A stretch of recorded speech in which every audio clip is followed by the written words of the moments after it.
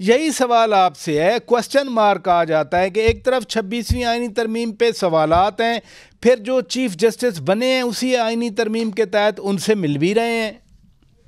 دیکھیں جی 26ویں آئینی ترمیم پہ بھی تھرو مولانا فضل الرحمان میں سمجھتا ہوں یا خورشید شاہ صاحب کی کمیٹی کے اندر جو بیٹھ کے ڈیبیٹ ہوتی رہی ہے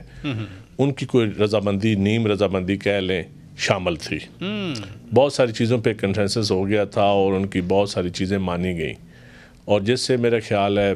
یہ ترمیم، یہ تو تاریخ بتائے گی یہ ترمیم ٹھیک ہوئی یا غلط ہوئی، یہ ادارے کے اوپر ڈیپینڈ کرتا ہے کہ ادارے کی کارکردگی کتنی بہتر ہوتی ہے۔ اگر کارکردگی بہتر ہو جائے، اگر ججز کی اپوائنٹمنٹ کا طریقہ کار ٹھیک ہو جائے،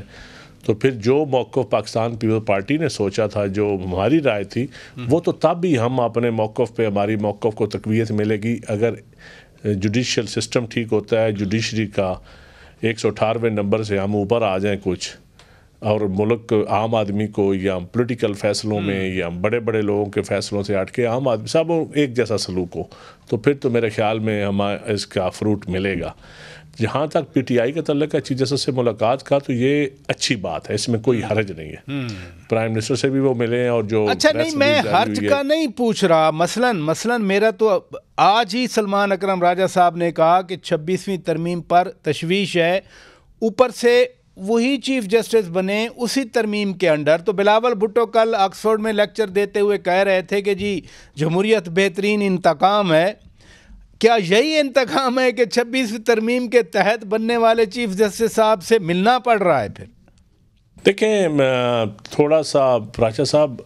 حالات چینج ہو گئے، میرے خیال ہے پی ٹی آئی کے بھی پولیٹیکل حالات کچھ رہتے ہیں۔ میں چینج کی آپ کو 2 مثالیں دیتا ہوں۔ اچھا، جب حکومت میں تھی تو جو سب سے بڑے کرٹک تھے نا جی، اسد عمر صاحب اور فواد چودھری صاحب بھی اچھے کرٹکس میں ہوتے تھے پولیٹیکل دوسری پارٹیوں کے حوالوں سے۔ تو میں کل اسد عمر صاحب کا انٹرویو سن رہا تھا، بہت اچھا انٹرویو وہ 92 چینل پہ دے رہے تھے، اور انہوں نے اپنی غلطیاں بھی تسلیم کی ایز اے پارٹی، اور کہہ رہے تھے کہ یہ کسی کو نہیں کرنی چاہیے۔ میں سب فواد چودھری صاحب کی باتیں سنتے ہیں، اب ہم آف دا کیمرہ بھی سنتے ہیں، آن دا کیمرہ بھی ان کی سنتے ہیں، اور بہت سارے لیڈرز ہیں جو اس وقت تھوڑا سا سائیڈ لائن پہ ہیں، ویسے پتہ نہیں کس حکمت کے تحت، یہ ان کا ذاتی فعل ہے، اس کے اوپر میں کمنٹس نہیں کروں گا،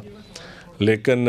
میں ان کی جب رائے سنتا ہوں تو میں سمجھتا ہوں یہ پولیٹیکل اس پارٹی کے اندر ایک اچھی چینج آ رہی ہے اس سوچ کے تحت کہ دوسروں کے ساتھ ڈائلاگ کرنا، جو غلطیاں ہوئی ہیں اس کو تسلیم کرنا، ورنہ یہ پی ٹی آئی میں تو رواج نہیں تھا کہ اپنی غلطی کو تسلیم کرنا یا دوسروں کے ساتھ ڈائلاگ کرنا۔ جہاں تک ان کا تعلق ہے